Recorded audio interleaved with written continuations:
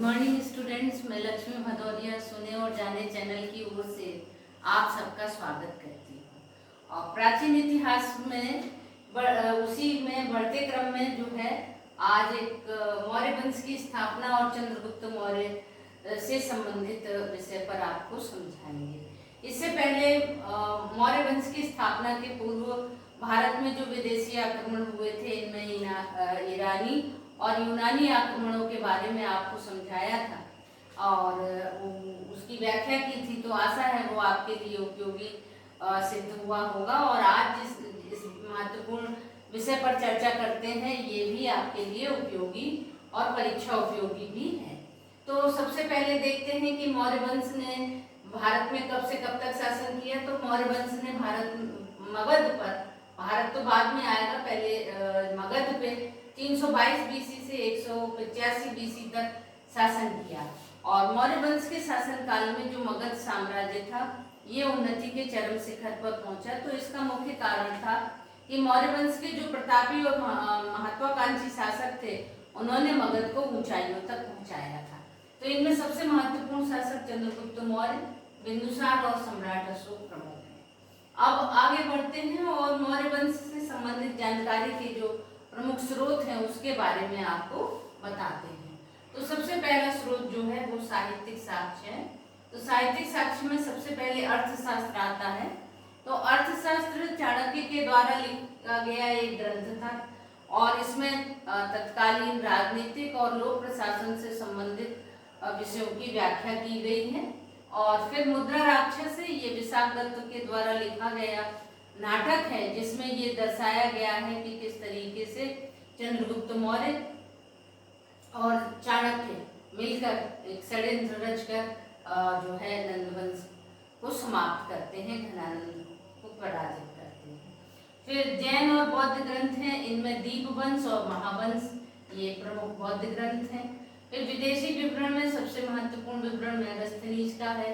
मेगास्थनीज ने इंडिका नामक पुस्तक की रचना की है। तो ये सेल्यूकस का जो दूत था और ये जो है चंद्रगुप्त के दरबार में रहता था और इसने इंडिका की रचना की। तो जो ये इंडिका तत्कालीन समाज के बारे में बताने में महत्वपूर्ण भूमिका अदा करती है। स्ट्रैबो और कार्टियस ये दोनों यूनानी लेखक थे, इन्होंने भी तत्कालीन समाज के बारे में विस्तृत जानकारी दी। और फिर अगला आता है पुरातात्विक साक्ष्य। तो पुरातात्विक साक्ष्य में अशोक के अभिलेख या शिलालेख हैं। ये अशोक ने जगह जगह पर जो लगाए थे इनकी संख्या 14 थी। और अशोक का धम्म, तो अशोक के धर्म से संबंधित जो व्याख्या की गई है इन शिलालेखों में, ये भी तत्कालीन समाज के बारे में महत्वपूर्ण जानकारी देती है। फिर है जूनागढ़ या गिरनार का अभिलेख भवन। इतिहासकार बताते हैं कि चंद्रगुप्त मौर्य ने पाटलिपुत्र में एक विशाल भवन महल का निर्माण कराया था जिसके अवशेष वहां उपलब्ध हैं। स्तूप सांची और सारनाथ का स्तूप था। तो ये स्तूप जो है उस समय की स्थापत्य कला या वास्तुकला का महत्वपूर्ण उदाहरण है। और फिर मुद्रा और सिक्के, ये मौर्य वंश में जो सिक्के प्रचलित थे ये तत्कालीन समय की जानकारी देते हैं। मृतभांड, ये उस समय के बर्तन और जो वस्तुओं के अवशेष हैं ये भी पूरी जानकारी देते हैं। अब आगे बढ़ते हैं और मौर्य वंश की स्थापना के बारे में चर्चा करते हैं। तो 322 बीसी में मगध में नंद वंश का शासन था। नंद वंश का आखिरी शासक घनानंद था। तो घनानंद के दरबार में ये जो चाणक्य है या कौटिल्य ये वहां मंत्री था। तो घनानंद ने उसका अपमान कर दिया चाणक्य का, जिससे दुखी होकर उसने दरबार छोड़ दिया और चंद्रगुप्त की मदद से अपने अपमान का बदला लिया तथा 322 बीसी में चंद्रगुप्त मौर्य को शासक बनाकर मौर्य वंश की स्थापना की। तो इस स्थापना में चाणक्य का महत्वपूर्ण योगदान रहा है। अब आगे बढ़ते हैं और चंद्रगुप्त मौर्य के जीवन परिचय के बारे में आपको बताते हैं। तो चंद्रगुप्त मौर्य के बचपन के संबंध में स्पष्ट प्रमाण नहीं मिलते हैं और कहा जाता है कि चाणक्य ने इसकी प्रतिभा को पहचान कर इसे हथकला में निपुण किया और बौद्ध और जैन ग्रंथों में इसे मौर्य क्षत्रिय कहा गया है। इसको क्या इसका कुल बताया गया है कि ये मौर्य क्षत्रिय वंश का था, जबकि मुद्रा राक्षस और ब्राह्मण ग्रंथों में इसे शूद्र कहा गया है। चाणक्य अर्थशास्त्र में कहता है कि जो राजा होता है उसे क्षत्रिय होना चाहिए, तो इससे ये प्रमाण मिलता है कि जो चंद्रगुप्त मौर्य है ये क्षत्रिय कुल का रहा होगा। अब आगे देखते हैं चंद्रगुप्त मौर्य की जो है शासन व्यवस्था। तो चंद्रगुप्त मौर्य ने 322 बीसी से 298 बीसी तक भारत में शासन किया मगध पे। और इसके जो चंद्रगुप्त मौर्य के शासन की सबसे प्रमुख विशेषता थी कि इसने केंद्रीय शासन की स्थापना की। इससे पहले किसी भी शासक ने केंद्रीय शासन की स्थापना के प्रमाण नहीं मिलते हैं।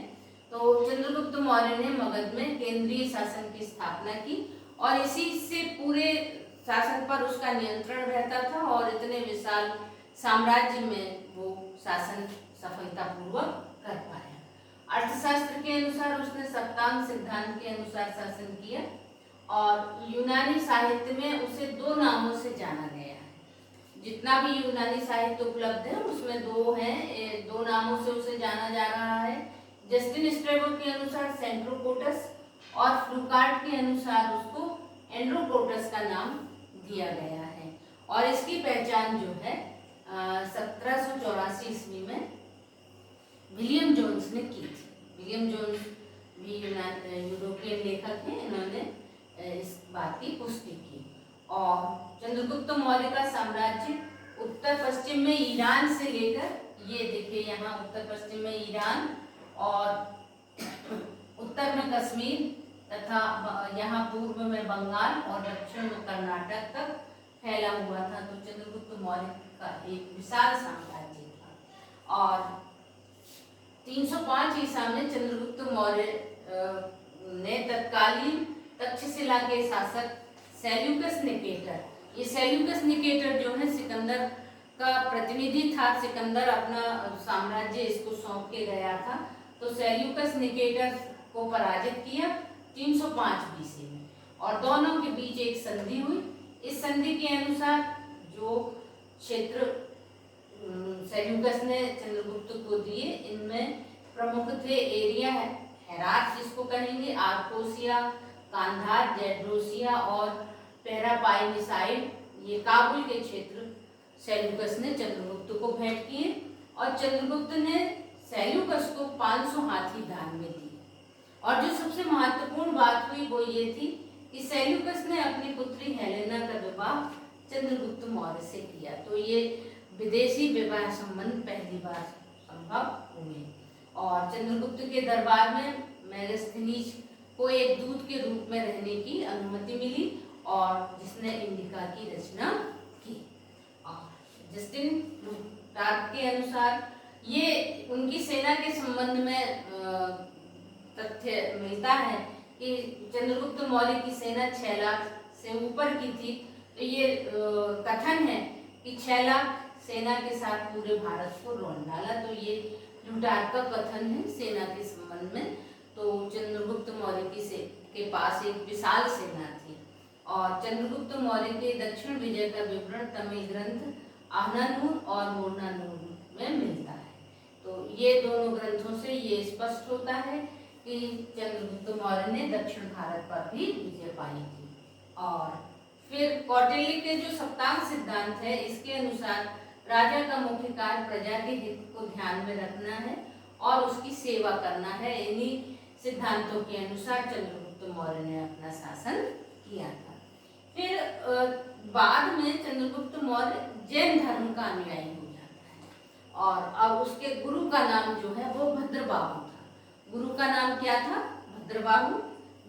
और उससे इसने दीक्षा ली और जीवन के अंतिम समय में चंद्रगुप्त अपने पुत्र को सिंहासन सौंप के अपने गुरु भद्रबाहु के साथ श्रवणबेलगोला में चले गए थे और वहां पर संलेखना या संथारा विधि, जिसका मतलब है कि उपवास द्वारा अपने शरीर का त्याग किया। और शरीर का त्याग 298 बीसी में हुआ था। और इस तरह इतिहास में चंद्रगुप्त मौर्य एकमात्र ऐसा शासक है जिसने इस विधि के द्वारा अपने शरीर का त्याग किया। तो ये चंद्रगुप्त मौर्य से संबंधित महत्वपूर्ण जानकारी हमने आपको बताई और आशा है ये आपके लिए उपयोगी और महत्वपूर्ण होंगी। आप वीडियो को लाइक करें और चैनल को सब्सक्राइब करें। Thank you.